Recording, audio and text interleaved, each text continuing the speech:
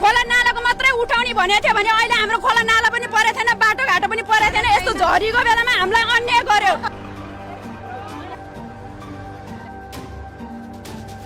सिडिओ साहबले भर्खर अलि यताउता पनि मिलाइदिन्छु भनेको थियो। सिडिओ साहब पनि आउनु पर्यो, अब त सबैजना आउनु पर्यो, मेयरदेखि सबै आउनु पर्यो।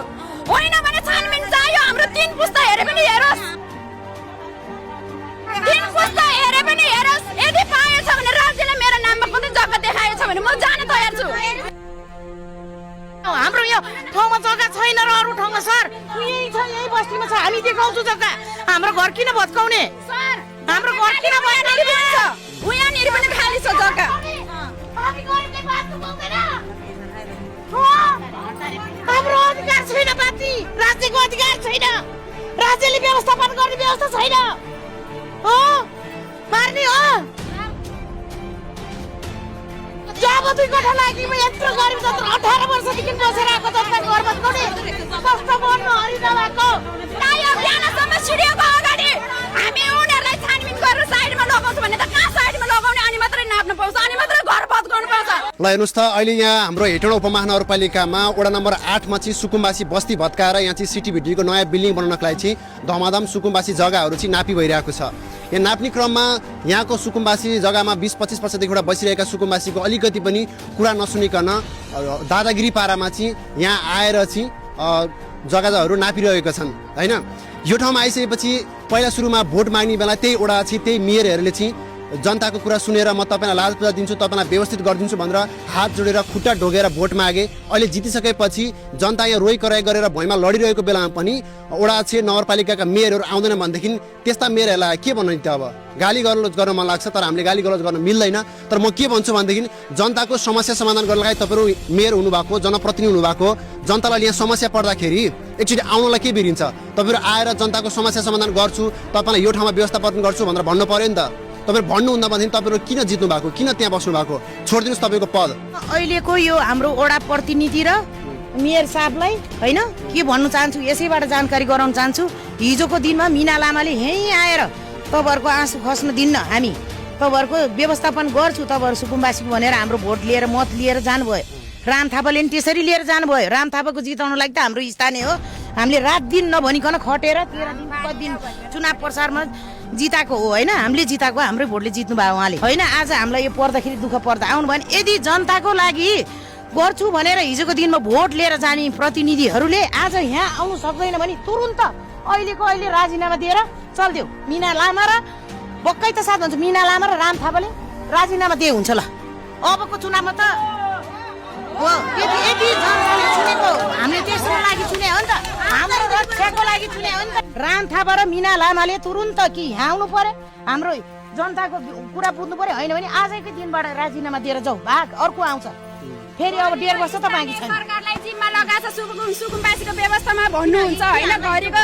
अहिले सिडिओ साहबले जिम्मा दिएको छ भनेको छ, घरिको राज्यले हामीलाई अधिकार दिएको छैन भन्ने हामीलाई त झुक्काएकै छ राज्यले पनि। किन यसरी झुक्काउनु? पूर्ण दिनु, जग्गा नाप्न दिन्छौँ हामी है, जग्गा नाप्न पनि दिन्छौँ हामी, घर पनि उठाइदिन्छौँ। तर हाम्रो व्यवस्थापन गर्नु पर्यो। लिखित रूपमा हुन्छ कि मौखिक रूपमा हुन्छ कि वडाको प्रतिनिधि सबैजना बसेर अब भनौँ न पार्टीको मान्छेहरू बसेर चाहिँ हामी चाहिँ निश्चित रूपमा हामी सुकुम्बासी नै हो हेर्नु होइन। हाम्रो कुनै पनि जग्गा जमिन कुनै ठाउँमा पनि छैन। अझै राज्यभरि हेर्दा हुन्छ, त्यो सरकारलाई पनि थाहा होला, भोलि निक्लिने कुरा हो त्यो।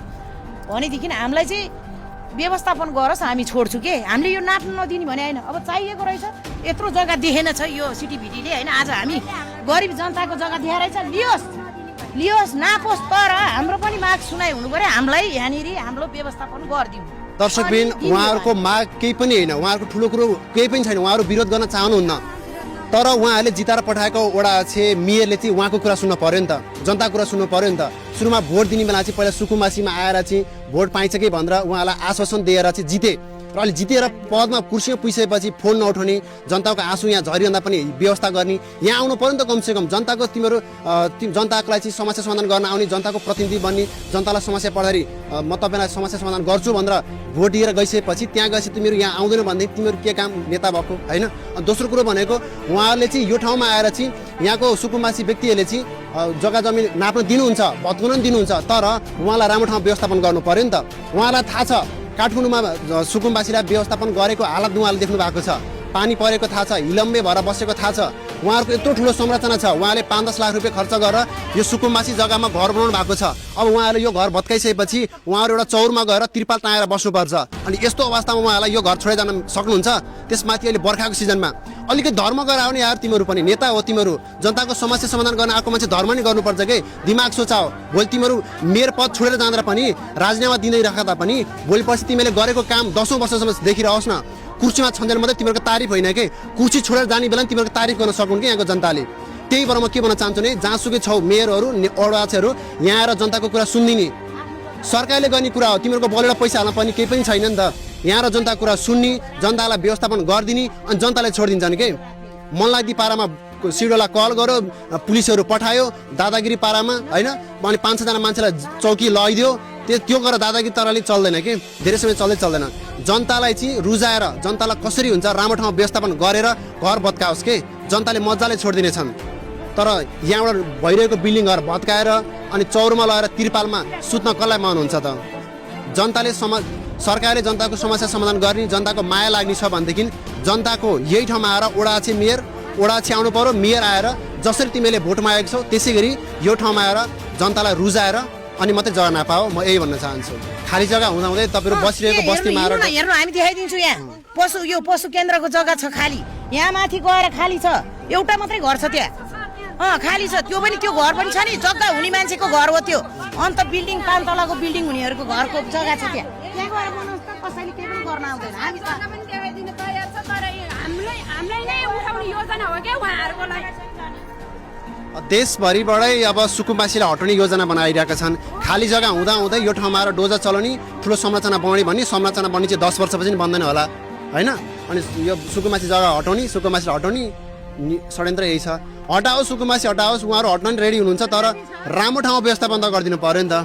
एउटा मानवताको हिसाबले भन्नु पऱ्यो कि, दुईतिर नहेरिकन, जनता पनि नहेरिकन, सरकार पनि नहेरिकन, बिचमा सोचेर बोल्नु पऱ्यो कि। उनीहरू पो ठुल्ठुला महलमा बस्छन्, गाडीमा बस्छन् होला, गाडीमा हिँड्छन् होला। यहाँको जनता त भोलि यो घर छोडेर बर्खाको सिजनमा तिरपाल मुनि बस्नु पर्यो भने कुन हालत होला होइन? हामीलाई त अन्याय नै गर्यो सर, अब अरू केही होइन। हाम्रो कुरा चाहिँ राज्यले सुने हुनु पर्यो। खोला नालाको भनेर उठाउने गरेको, अहिले खोला नाला नपरे पनि यहाँनिर चाहिँ संरचना बनाउने भनेर उठाउने गरिरहेको छ सर। हामीलाई त न्याय चाहियो, अरूभन्दा बालन सरकार आएको होइन। हामीले उहाँलाई बालन सरकारलाई पनि नराम्रो भन्दैन, राम्रै गर्नु। तर किन हामीलाई मात्र उडीबास गर्ने मात्रै उयो दिमाग लगाउनुहुन्छ? हाम्रो न्यायको लागि पनि बोलिदिने गर्नुहोस् न। नबोली जहिले आउने भत्काउने गर्नु चाहिँ त्यसरी त अन्याय गरेछ हामीलाई त। राज्यले पनि अन्याय गर्यो, सुकुम्बासी भएको पनि हामीलाई अन्याय नै भएको जस्तो लाग्यो। हेलो ओडाछीज्यू, नमस्कार। अनि हजुरको ओडामा त ओडावासीहरू सबै रोइक्राइ गर्नुभएको छ, तपाईँ किन नआउनु भएको यहाँ? आउनु पर्यो नि त, हजुरको ओडामा जनताहरू रोइक्राइ गरेका छन्, तपाईँ नआइकन यहाँ समस्या समाधान भएको छैन। ल सालीले बिस खानुभयो, सालीभन्दा ठुलो यताको जनताहरू हुनुहुन्छ, आउनु एकचोटि आउनु।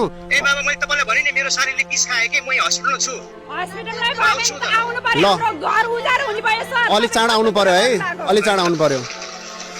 अहिले यसो हेर्दाखेरि तपाईँहरू त भोट ब्याङ्क मात्रै हो कि, भोट दिनको लागि मात्रै तपाईँहरू जनता गन्छ, भोट पाइसकेपछि तपाईँलाई जनता पनि गन्दैन।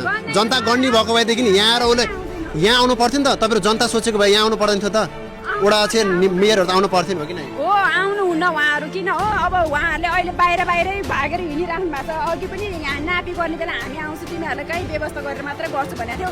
हामीले ल ठिकै छ, व्यवस्था गर्ने भयो हो भने चाहिँ हामी सर्न तयार छु, तर तपाईँ आउनुहोस्, पहिला व्यवस्था कता देखाइदिनुहोस् अनि मात्रै नापी गर्नु भनेको थियो। अहिले त खुसुको मान्छे पठाएर हेर्नु त नापिसकेको रहेछ। हामी त उतापट्टि बस्दाखेरि पनि यसरी त उनीहरूले त गरेको सिडिओ साहब राति पठाउने, ओडा अध्यक्षले पनि अन्याय गरे होइन त, मेरो र ओडा अध्यक्षले पनि त गरेको राति सिडिओ साहब आउने, गरेको पुलिसको भेन 2-3 वटा आउने। हामीलाई त सुकुम्बासी जस्तो त तर्साएरै मार्ने भयो सर। ल तपाईँको ओडाले फोन उठाउनु भयो, अब एकछिनपछि आउनुहुन्छ उहाँ।